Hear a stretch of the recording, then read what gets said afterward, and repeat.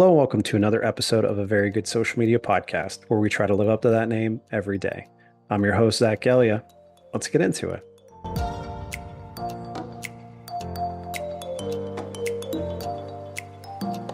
So, today I have the pleasure of talking to Brianna Doe, managing partner of marketing and strategy with Verbatim. Um, Brianna is someone who I've followed on LinkedIn for a long time and someone who has just always posted such inspirational, educational, just informative things that, if you're on LinkedIn a bunch, you know who she is and you understand what I'm saying. But it was great to just chat with her about, her journey about, coming from Arizona State all the way to where she is today at Verbatim and just the road that she took to get there and all the different things she learned and experienced and was willing to, to jump into just to kind of take her journey to where it needs to be. And so inspirational to hear about, her journey and then also talk through influencers and influencer marketing and that whole world. And then also talking about her new podcast that's coming out in March. So it's great to talk to Brianna and I hope that you guys learn as much as I did from the conversation. So without further ado, I'd like to welcome her to the show. Thanks for having me. I'm so excited to be here.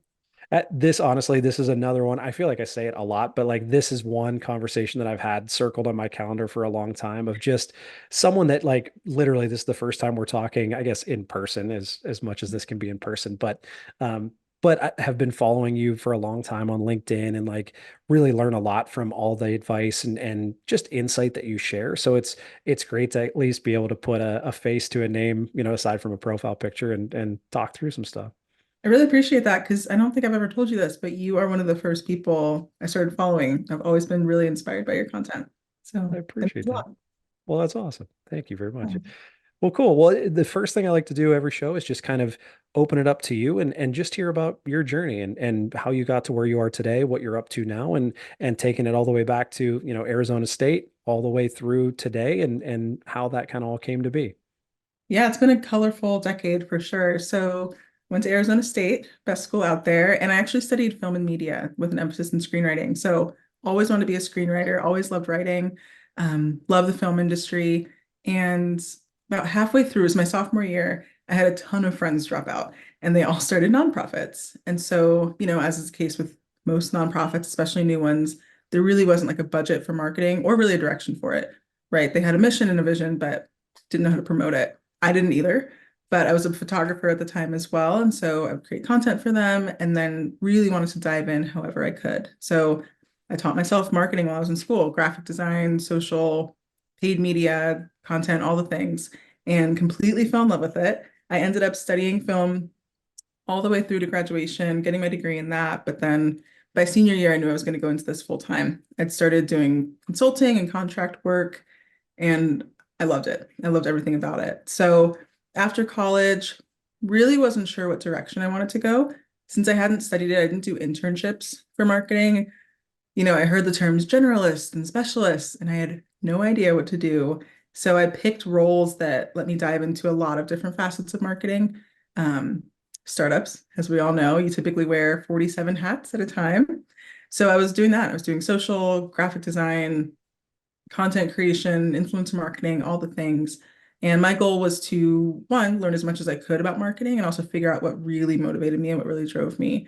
So did that for a long time. I always had a side hustle. So I was always consulting and doing fractional work because I loved working across different industries. I wanted to learn as much as I could about as many industries as I could.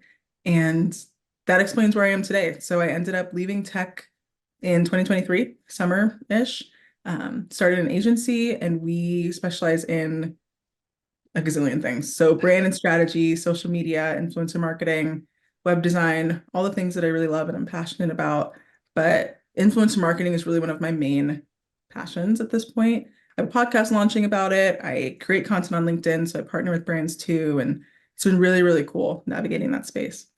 That's amazing. Well, Yeah. again, there's so many things in there that resonate with me. One, wanting to be a screenwriter, that was like when I was trying to figure out what I wanted to do with my life, that was kind of where I wanted to go until I realized how much film school cost, and then it didn't quite Sure. work out that way. But it's so funny you said that, and also just like being self-taught and how important that is just from a learning and drive and like motivation standpoint, where that's one thing I always tell to everybody when I talk to classes or anything that talk about what skills do you look for, hard or soft. And it's like I can teach basically any hard skills, but like I can't teach someone to want it. Like I can't motivate someone. I can't teach them, to be driven and to, challenge themselves and push and push and push. And that's like that speaks to kind of being self-taught and on all these different things. And, no one told you to do that. No one said, hey, here are some things that you should probably learn. It was just,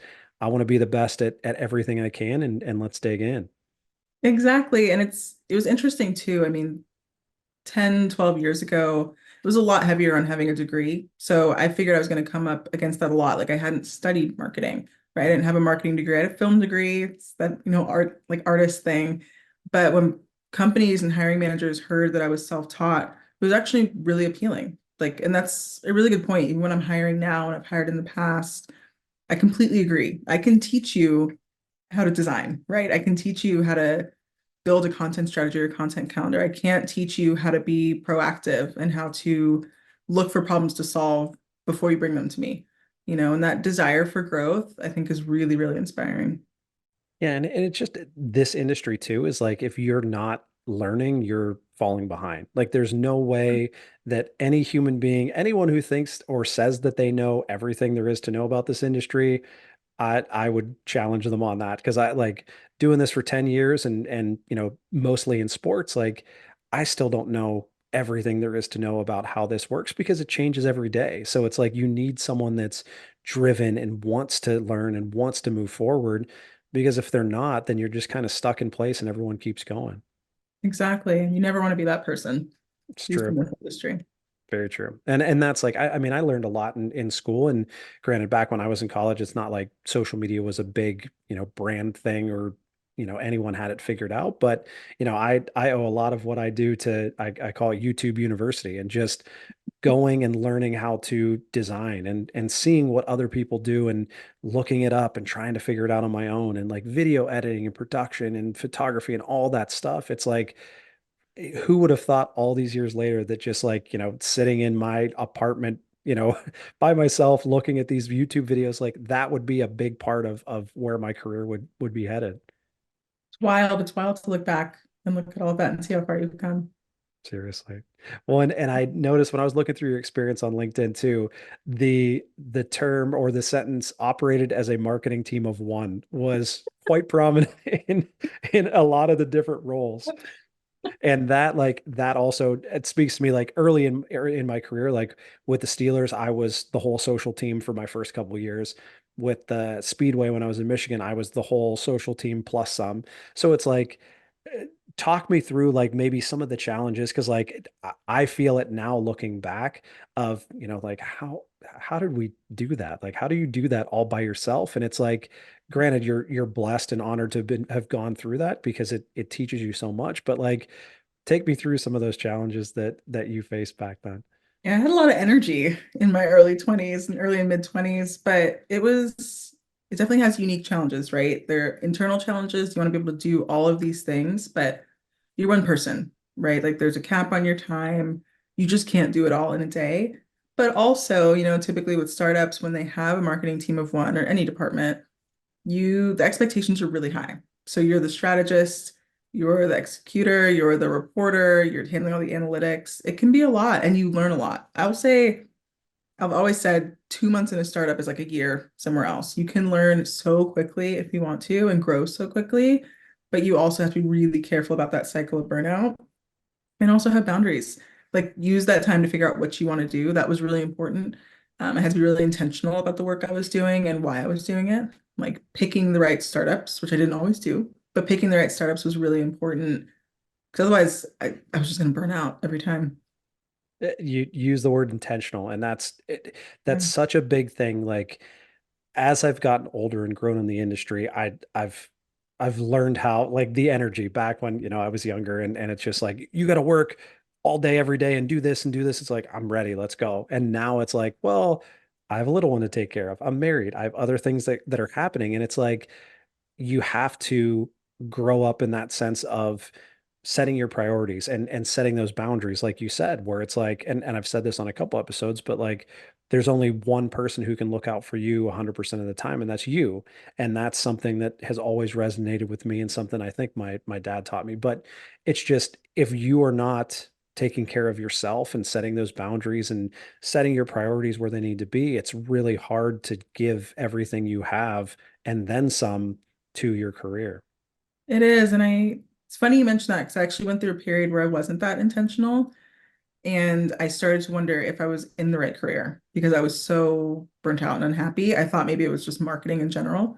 Like I picked the wrong field, I'm doing the wrong thing. I should have stuck with film, which I probably would have been burnt out there too, let's be real. But I really had to take a step back and I got a mentor and I started working through like where this burnout was coming from and got direction again. But that's really important. It was a tough year when that happened and when I thought that maybe I made a mistake.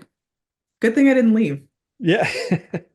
Well, and that's it is like it's the hard times that, that's kind of how you define your career and who you are is like it's not the stuff you go through, it's how you respond and how you keep going.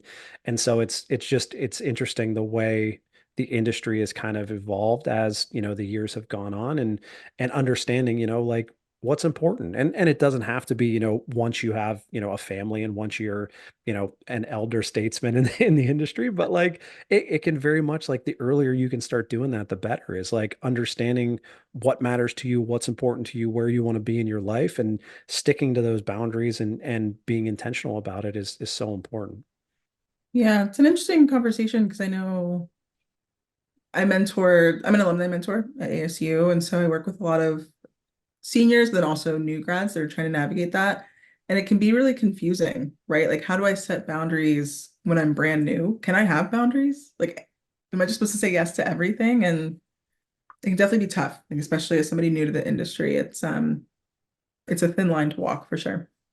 Definitely. And it's hard too, because like that was, it's still to this day, I still am fighting the, some of the, the things that I've dealt with. But like it's it's always been about like I want to outwork everybody. And I think granted, it goes back to being an athlete and that was just your mindset. Is like I have to be better and I have to work harder than everyone because the day I don't, someone's gonna pass me by. And it's like, but you can still do that once you set boundaries and understand kind of where your priorities lie. But it's so hard. And like I said, I still have bad habits that I'm sure my wife would tell everybody all about. But like, it's very hard when you kind of get in that mindset of like I can just grind for like 20 straight hours to get stuff done. But it's like, at what cost? Like then what's the next day look like if you're already burnt out from one day? Like how does it kind of all go about? Exactly. It's a vicious cycle for sure. It's true. Well, one thing I want to go into because you brought it up a lot of the things that you were into and with the consulting and different help with the nonprofits and things like that all happened while you were at ASU. So Yeah. how did you navigate, for those kids who are going through this right now in college and like you said, mentoring to ASU, like how do you go about that with a full course load and trying to get your degree and then on top of that being a professional like basically separating yourself into these two almost different people to get this stuff done and to get these experiences. That is a great question. I was in the honors college at ASU, so my workload was ridiculous. Also, not sure why I was in that when I was studying film. I feel like I did not need an honors degree in film and media, but I digress. It's a really good question because school alone is a lot, right? Like it's a lot of work. And I started time blocking pretty early on. So I've always been an overachiever. Like even in high school and middle school, I got bored if I wasn't doing enough. And so what I like to do was really understand what my bandwidth was and be realistic about it. What do I want to fit into my life? I want to fit in my hobbies, my personal life, like my friends and dating, school, and then learning marketing, right? And so that meant I couldn't necessarily give 100% to everything every week, but prioritizing was really important. setting really clear goals for myself. Like, what do I want to learn this month or this quarter outside of school? And then checking in, like with my friends, with my parents, and being really honest about how I was doing. Most important, like the most important thing to remember was that it should be fun. Like, I think school should be fun within reason. Not everybody loves school, but it should be fun. And what you're learning should be interesting to you. And once it stops, it's way too early for it not to be fun anymore. So having those boundaries again and being really honest with the people around you that you really trust is crucial. Yeah. Well, and you bring up a good point too, is like when you have so many things going on in your life, there's no possible way to give 100% of yourself to all of them. Yeah. And that's for an overachiever. And I would call myself the same and have been a perfectionist that doesn't exist for way too long. And it's like that's a hard that's a hard thing to navigate. It's just you want to give 100% of yourself to, a sport you're playing and to your friends and your social life and to this job and it's just like it's impossible and you have to be okay with that and you have to realize that all you have is 100%. So it's like if you can give 60% to one thing for a week, that's great. If you can only give 10% to something a week, that's okay too. Like it's not that you have like work Zach can give 100% to work and then family Zach can give 100% to family. It's like you only have 100% to work with, so use it wisely. Exactly. And then you also have to do it all over again when your priorities change. Like when I graduated from school, I didn't have to worry about that anymore, but now I have to worry about juggling a full-time job with a different set of responsibilities. And I think just showing yourself grace, like understanding it's going to take time to find a rhythm and to be proactive about finding like a groove that works for you makes a world of difference. Uh, Grace, that is one of those words that like I don't know what I would do without it because it's something that I'm consistently telling myself every day is like, you're not going to be perfect. You're not going to be, dad of the year every single day. You're not going to be, the greatest boss, but like, keep working. Like, you can do better Yeah. tomorrow. You can get better. You can continue to improve. And it's just grace is something that in this industry, you don't tend to get a lot of. So you tend to not give yourself enough of it. And again, it's just that vicious cycle of, if you're not giving it to yourself, no one else is going to do it. So how do you get out of it?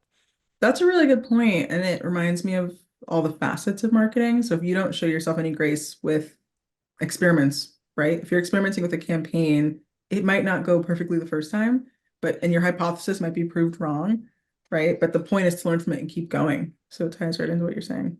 Yeah, definitely. And that's, I mean, going right into it is like when you're building strategies, when you're, putting this content out, whether it's paid, organic, however you want to do it, email, on your app, like whatever it is, there's no foolproof way to know like this is going to work. I know it. And it's like anyone who says that they know it is not being honest. Like it's Yeah. something where you can make educated decisions and all of the research and the listening that you've done will help guide those decisions. But at the end of the day, it's you don't know how it's going to perform until it's out in the world. And then either, strap in because it's going to be a tough road or, great, you did really well and it's something to build off of. Gosh, the brutal truth. The minute I find the foolproof way to do marketing right the first time, nobody will hear from me again. I'll sell it. I'm just going to go live on an island because everybody wants it. And Yep. there's just no perfect way. I was going to say, when you figure it out, please let me know. I'll give it to you for free, sell it to everybody else, and then So, all right. retire. Perfect. That sounds great. Well, cool. Well, kind of digging into that a little bit more is just I like to open it up about kind of a project or a favorite, just a favorite moment or something in your career that, you can kind of walk us through from idea all the way to the let's get it out into the world and hope it works kind of phase. So, basically it could be anything really, but just something that, shows, the younger generation who's going through this and trying to get into the industry to understand what it takes to build something, from great idea to now the whole world has seen it because there's about 400 steps in between those two that have Yeah. to go right for it to get to where it needs to go. Yeah, this is a fun one. So, company I used to work for, e-commerce, fashion. For context, there was an umbrella brand, and then there were three like flagship brands underneath it. So I was leading marketing for all three. And It was a lot of fun. When I came in, the company was pretty new. It was doing okay, but very, very new. Building an okay community on social. Hadn't really dove into like brand ambassador programs or influencer marketing yet, or brand partnerships like with other brands either. And so I was tasked with that. It was a startup, so it was one of my many responsibilities. I was building it from scratch, and I love building from scratch. I prefer it actually. So the goal was very fluid. The CEO's goal was just to drive brand awareness and get people to buy our product, which is fine. I can work with that.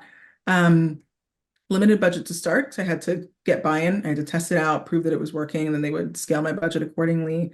So the way I went about it, and stop me at any time, but the way I went about it was half influence marketing and half brand ambassadors. So smaller community, but the people that were in the community on social were really engaged. They loved the brand, loved the quality of the clothes, totally bought in. So I thought, how can I utilize this? Every day there were like all of these new tags of people posting in posting in the clothes on Instagram and Pinterest and Twitter and all the channels. So how can I leverage that? Like, how can I make this more of a community feel, and make them feel more seen? So I started with the brand ambassador program. Think I started off with like 30 brand ambassadors. So kept it organic, didn't run any paid ads, just posted one day and said, we're looking to launch a brand ambassador program. If you are a huge fan of this brand, you can apply here and we'll be in touch. I think we got like 400 applications. As a team of one, that was horrifying, but also great. So we started with 30 and started going from there. Everybody got a budget for like a certain amount of clothes that they could buy. Um, they would buy them, we would get content from them, and that was user-generated content that we could use, but also they were posting about it, really excited, right? Because now they were essentially working with the brand. They got free stuff, and it was just fun. It was just a lot of fun. So once that started taking off, I went the influencer marketing route and started building that up too. Still a smaller budget for that to start. So I was really intentional about who we worked with. There were a few influencers where I could have blown the whole budget on three, and maybe it would have been successful. They did a lot of brand deals and a lot of sponsored content. So I was a little iffy, right? Will it just look like another sponsored post? So I decided to work with, I want to say it was like 10 to 12 micro influencers instead, pay them for the content, then also give them free clothes, like share the stuff on our page, all of that. They were thrilled, we were thrilled, and it took off. Like the revenue that we were making specifically through influencer marketing, I was able to attribute it. So it was through Shopify, and it went incredibly. Our budget scaled from, I want to say it was like 4,000 to start all the way to around 200K a month. It was thriving. It was incredible. And I think what was the coolest part is that everybody was happy, and working in influencer marketing, it can start to feel like the influencers are just doing it because it's money. Some of them like they don't really love the product, let's say, but it's good money, or they don't really love the money that much, but it's good publicity, right? But everybody was excited. It wasn't hard to get people bought in. It wasn't hard to keep them engaged. And we didn't see any churn, like from the influencer perspective or the brand ambassador program. It just kept growing. It was great. I had a lot of fun. That's awesome. Yeah. And influencer marketing, it's such a big thing. And I mean, even, sports, it's such a conversation piece every single day of like, how do you do this and how do you do it properly? Because, early on for influencers in sports, it was just who's got a bunch of followers, send them a hat, call it a day. And it's like, just like you mentioned, you could identify those big following, gigantic influencers that you're just kind of a drop in the bucket and, a one-off post of like, check this out or don't, we don't care, we're out. Or you find those people that resonate with your brand and resonate with the stuff you're doing and already are basically influencers and ambassadors for your brand and then amp it up a notch and they're thrilled. So when you're going through kind of those processes, and granted with the ambassador, you said you had 400 applications, but how do you identify influencers that you think are going to resonate rather than just, grabbing those three people with a huge following and hoping it kind of works out? Yeah. So it's a mix of a few things. Most obvious being follower count. That varies depending on the industry that I'm working in, but follower count obviously matters. Not to be rude, but if you have like 20 followers, I can't get my manager to sign off on that. I'm sorry. So looking at follower count, but then really digging into it. So first would be like engagement rate. You could have 1 million followers, but how many are actually engaged? Like how deep of a community have you built? How much do they trust you? And then from there, their niches, their content. What do they like posting about? What gets the most engagement? Um, are they consistently posting, right? And then if it's not on LinkedIn, because analytics is a little different there, any other platform really, I can dig into the audience demographics a lot. So there are platforms you can use for that, but understanding the breakdown of demographics, who's resonating with their content more, does it align with us? Um, Final step, values. So do people like them? Are they ethical? Are they honest? Do I trust them? Like, do I feel like I could trust their content? I think it's really important to keep that in mind too.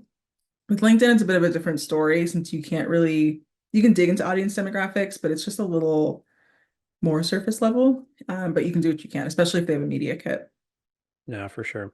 One, it's so interesting because there's so much data you can dig into and kind of identify, like you said, the different, demographics and the follower count, all that kind of stuff. But it's like there's still that gut feeling that you have to have. Like you said, like do I trust this person? Would I, if I'm looking for, brand X, would I trust that this person is going to guide me in the right direction? Because like you said, there's so many different avenues that go into this of like just like any content, like you're just praying it kind of works out. But like being able to make those educated decisions and know one like behind the numbers, but then also having that gut feeling of like, okay, like it looks as if this person's followers believe what they're saying and buy into their, identity and their experience, and they would make a great partner for us. Exactly. And you're right. To a certain extent, it is a gut feeling. And if you're new to the industry, you might not even know if like your gut is right, but chances are if you work in social, you also have a social media account, even if you don't create a lot of content, and just look at who you follow, right? Like who do you trust? Why do you trust them? And then apply that same filter, for lack of a better word, to influencers that you're looking to work with.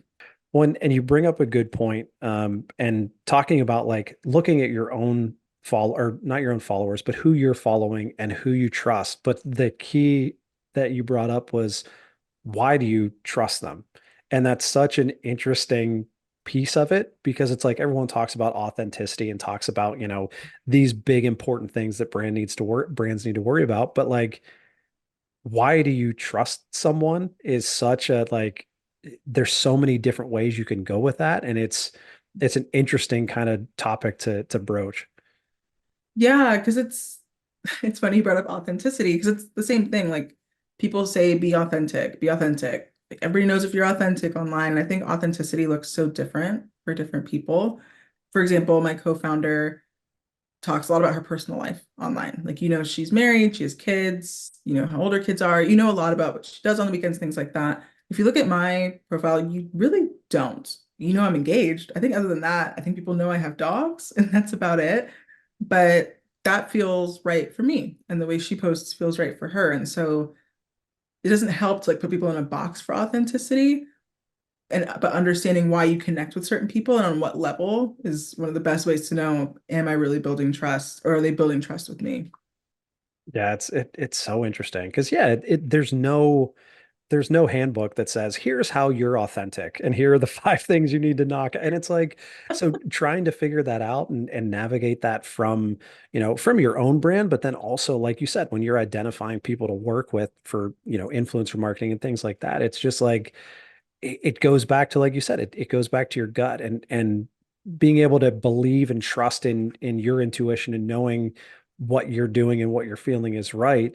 Which again, like you said, like if you're early on in your career, like that's scary, but that's a big part of it is like you are, no matter what type of role you have in this industry, it's like you have the potential to speak to millions of people in the click of a mouse. So it's like you have to be able to trust yourself and trust your intuition and know that you know what you're doing, um more so than I think in some other areas.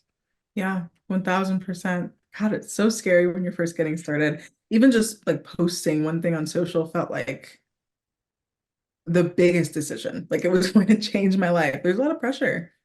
It, when I went from like when I worked for the NASCAR track, it was big because it was my first role. But it's like I think we finally got to like 100,000 followers or something on Twitter, in my second year, and that was like that meant everything to me, and it was such a big deal. And then I go to work for the Steelers, who it's like this global brand that you see the logo, you know exactly what it is, and it's like, oh well, now like I'm the one posting to all these accounts. They get seen everywhere, and it's like it's so like every day it could be just like crippling anxiety of like if I misspell one thing or one it like everyone's gonna see it. And it's like that's such an overlooked part of the job is just like you have to be not confident to a fault, but you have to believe that you know what you're doing and you're not going to sit there and overanalyze a post for 20 minutes when it's like this has to go. So you have to believe that you know what you're saying and it's going to land the way you want it to land and you cross your fingers and let it fly. Yeah, just do your due diligence, take a deep breath and post it, and then maybe go for a walk. Yeah. Maybe unplug for a second Yeah. and breathe for a little bit.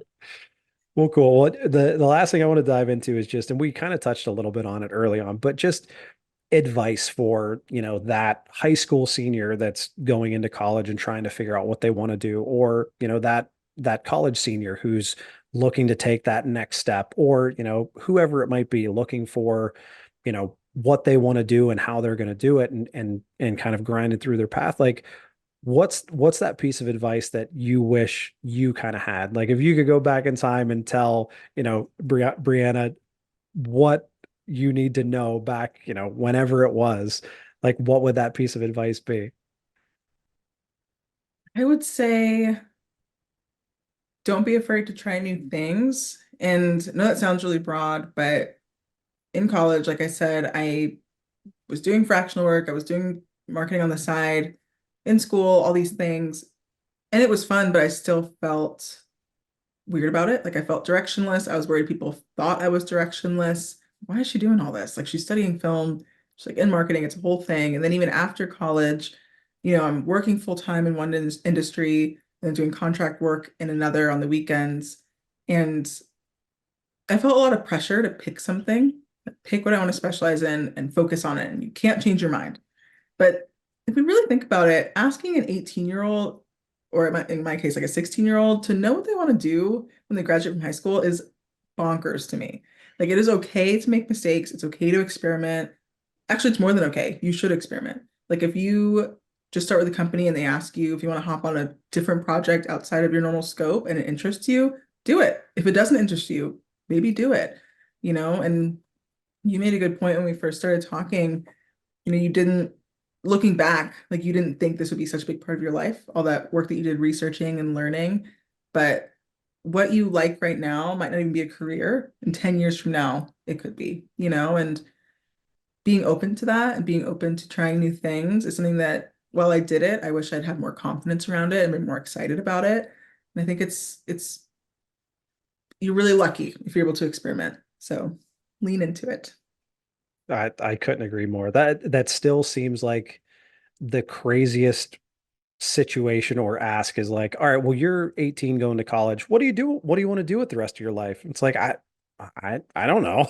Like, Right? like I know I want to go to this party on Friday, but that's about all I got written down. But Yeah. no, it's such a great point. Cause yeah, I mean, I'm living proof of like definitely didn't know that this career existed when I was graduating college. And I honestly have no idea what I would be doing aside from this. But it's like, but it's all of those things that you're talking about, like trying new things. Like I had a job after college where we were selling these, like me and my buddy pitched this company because they were looking for two, hungry, young people to like just coming out of college to sell these like high tech paddle boats in Michigan.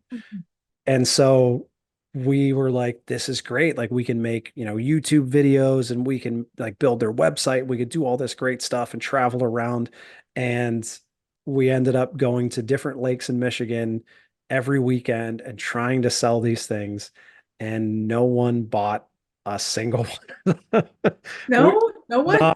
not one, and they were these amazing paddle boats. Like they cost like $5,000 each. So like anytime we'd bust them out, bring them out to the lake, everyone would be so interested. And then it's like, do you want to like you want to ride it? You want to like, and then you get to the sale and they're like, oh, well, my boat has an engine. Like I'm all set. Thank you. So it was like, but again, like without that experience, like I think we made, $300 for the whole summer combined. But it was like without that experience, like I don't know that it would have like my path would have taken the same direction because it's like then the next step you take gets you away from, selling paddle boats in Michigan, but like it's still like it's still a moment in your path that's guiding you towards something. And so, you know, that has nothing to do with social media or my career now or anything, but like it taught me a lot about like, being an adult, trying to make something work that seemed impossible at the time and just giving it everything I had. But it was like,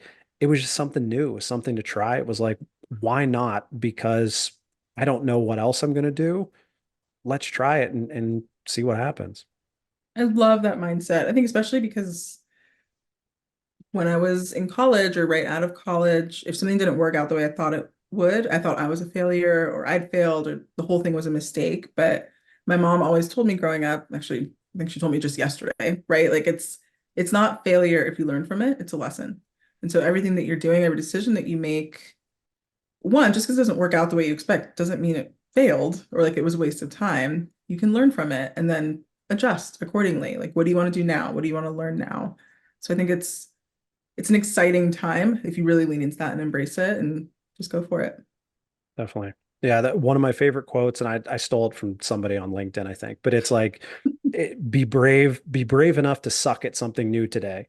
And it's like, it's Yeah. such an interesting quote just because it's like, it's so uplifting and positive, but it's like, but it's okay to suck at something. Like it's okay to not be the best and it's okay to fail because like you're learning. Like this this industry is all about failing, recovering, failing again, recovering again, and figuring out your path. And like it's it's such a scary word is, failure and not being good at something, but it's like that's part of the gig. Like there's no one out there that's perfect or great at everything. Like it's just that's not real life. Yeah. And it's funny. So I whittle, and that's why I whittle because I suck at it, but I'm determined to get really good at it and bouldering. And I do that to remind myself, one, there's life outside of work, and two, I'm great at marketing. I'm not great at whittling, and that's because I've been doing it for a month, you know? So nothing, you won't be great at everything the first time you do it. That doesn't mean you should stop. No, it goes back to that word of giving yourself some grace every now and again. Yeah. Yeah. Well, Full circle. yes, exactly. Well, let me ask you one more thing. I just want to hear about the podcast. Stop the Scroll, I believe is the name. So tell me a little bit about it, like the idea behind it, when we're getting started and where you're hoping to take it. Yeah, I'm so excited. So for context, I work in influencer marketing, mainly B2C for the first like 8 years. And now I also do B2B. I mainly focus on B2B influencer marketing, but it is so different from B2C. B2C has so much of it figured out, right? It's more than just sponsored posts. It's co-created content, it's events, it's all these things, and it can be dynamic and fun. Not to be rude, but B2B influencer marketing is a little boring. Like people are still figuring it out. And Yeah. especially with the market being the way it is, marketers having a hard time getting buy-in from their managers and having a hard time trusting the content creators to create what they want. And it's like the wild, wild west, in my opinion. And so I love it. I'm really passionate about it. And so with the podcast, Stop the Scroll, basically I'm going to be talking to influencers and marketers, primarily B2B, about what they're doing right, what they're doing wrong, what they're learning, so we can all just learn together. Because I think it's a really exciting time for it. It's still new, it's still really interesting. And if we do it right and really standardize the whole process right, it can be a really, really like just as dynamic as B2C. So launches on March 26th. I'm very excited. It'll be a good time. Nice. Yeah, that's awesome. Yeah, I love the idea of like, and granted, that's kind of what made this podcast happen is just like being a place where everyone can connect and learn and grow together. Like it's such a cool space and such a cool community that we have that it's like it's cool to bring everyone together and kind of talk through, the ideas and the issues and everything in between. It is. It's a lot of fun and learn a lot every time. So I enjoy it. Definitely. Definitely. All right. Well, I will I have a couple just quick hitter questions just to end Okay. it. Answer them as quickly or as slowly as you want. And we'll kind of knock it out from there. Okay, perfect. All right. What is your least favorite industry buzzword? It's actually the same one that I use all the time and I hate myself for it. It's circle back. I can't stop saying it. I use it in everyday conversation now. I used it in a text to a friend the other day. It's horrible. I'm working on it.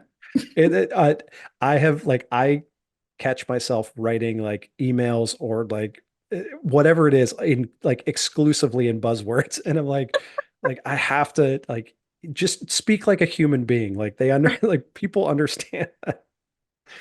Oh, Oh man. it's a Um, struggle. so if you could follow only one account on social media across the board, what who would it be or what would it be? What? Oh my God.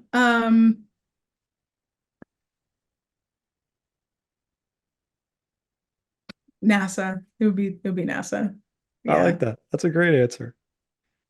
Yeah, yeah, definitely NASA. I was trying to think of like a foodie that I'd follow. I don't know their names. I just know the recipes. So we're gonna go with my second favorite.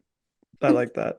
Yeah, I think I'd probably have to go with like Sports Center or like ESPN because I really don't know what I would do without sports like that. Like I think that's 98% of the things I follow. So I think I'd probably have to start there. That makes sense. Parks and Rec or The Office? Parks and Rec. I am not a fan of Michael. That's his name, right? Michael? I don't know. So The Office is like that. Like if you work in social, you like it's your thing. I think I've seen half of one episode and that's it. Like I know all the different memes and the stuff that you use, Yeah. but like I've only seen like literally half an episode, and Parks and Rec, I've watched the whole series like 10 times because I just love it. See? Great minds think alike. I'm a Parks and Rec girl through and through. Well, that like that's honestly that's why this podcast is called Very Good Social Media is because Ron Mhm. Swanson names his building company Very Good Building Company, and it was just like it just it's straightforward, it's honest, it's that's it. It's very good. I knew I loved the name for a reason. Uh, Friends or Seinfeld? I've never seen Seinfeld. I'm gonna go with Friends.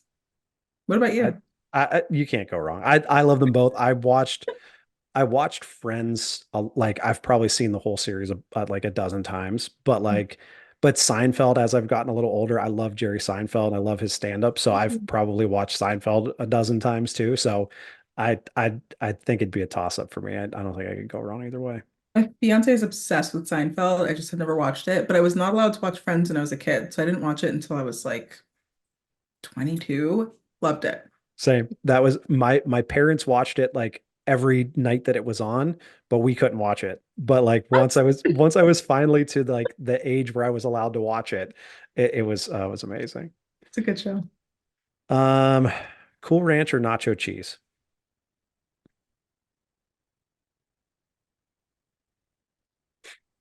I don't like either. I'm not I a was gonna, dressing. I'm not a dressing person. Is this a chip or a dressing? yeah, Doritos. Oh, I'm not a chip person either. No, that's all right. But I I, love chips and queso. there you go. I'll take Yeah. that. I was waiting to see because I was like, she does not like Doritos. I could tell already. I'm not a I'm not a chip person. I don't know why, unless there's queso or salsa. Then I'm Yeah, all about it. I could do that. I could do that. What about you? I like, oh, that's tough. I think I'd probably go nacho cheese. I think I like Cool Ranch Okay. when like once in a blue moon and it's amazing, but then I couldn't eat it again for quite some time. But I love like I love the Food Network. I love food. I Okay. love all these different, but like if I was ever a chef, I would probably be a saucier because I love sauces and like all that side. Like I love that stuff. So salsa, all that stuff. Not that it's sauce, but I Sure. love that stuff. Have you watched Chef's Table on Netflix? No, I haven't watched that yet. If you like food shows, it is the most beautiful one. The cinematography is gorgeous, and they go all around the world and go to, I want to say it's the Michelin. Oh, created it nice. from. And they go into the story of the chef. Like you watch him cook. It's incredible. I highly recommend Cool. it. All right. I'll be checking that out after the show for sure. Okay. Um, TikTok Reels or Shorts? TikTok. I need to delete TikTok. I'm obsessed, but I won't because I need my food recipes, my You dinner got recipes. to. You got to. Google Plus or IGTV? IGTV. That's a lose-lose question. I always Yeah, like to you throw really that in. set me up for failure. This one's a little better. Vine or MySpace? Oh, MySpace. You had so much power. If you got in a fight with your friend, they were just off your top eight. You're gone. You're I haven't gone. had power like that since. I You know? know. That was amazing. All right, last question. And if you don't have an answer, it's fine because literally I think 70% of the people I've asked this to have no answer. Uh, Rate the finale of Game of Thrones from 1 to 10. Mm. The, people didn't like they hadn't watched the show. Is that They why they had literally hadn't seen the show. And I was like, okay. oh, okay. Interesting. You're like, Yeah. that's the end of this episode. You Yeah. can And we're go done. now. That's interesting. I was obsessed with Game of Thrones. The finale, you said 1 to 10 or 1 1 to 5? to 10. I guess it didn't matter. I'd give it a 2. Um, they get 1 star because they did it. At least we got a finale. Yeah. But I could talk about this forever. I don't know how you feel, but all of that character development and then the last season one, I could barely see anything. Like the whole Yeah. season was so dark. And then to just undo everything and end it, yeah, I'm still kind of processing that. But Yeah. I give it a 5 is what I always say because I just love the show so much and I love that like the whole world was watching it together on Sunday nights. I think I was just so caught up in that like no, it didn't end the way I was hoping and it really wasn't great, but like you said, at least there was a finale and there was some wrap up and have you ever seen the show Lost from no, but I've heard quite a bit about it. Oh, it was like my favorite show ever. And like it was every episode at the end, you were just like, what just happened? Like, what are we do? Like, what happened? And it was amazing, but then it kept getting crazier and crazier that then when it finally ended, it was like, what happened? So that will always be the worst ending to a show that I've ever seen. So I normally that would probably be a 2 for me. So I think I would give Game of Thrones a 5. That's fair. It felt like a community effort, like watching it all together on Sundays. I've heard a lot of people are still pissed about Lost. I did like House of Dragon. I like it so far. So far, You, so good. Yeah, yeah, I'm optimistic. I We'll like see. it. Well, cool. That was a Well, great honest, question. thank you very much. I've been develop them for years just to make sure they're good. But well, cool. Well, thank you honestly so much for taking the time to chat. I learned so much. I hope everyone else did as well. But make sure to check out the podcast. Stop the Scroll. Yes. Stop the Scroll launching March 26th. Perfect. Check it out, and we will see everyone next time. This has been a very good social media podcast where we try to live up to that name every single day. Thanks, and have a good one.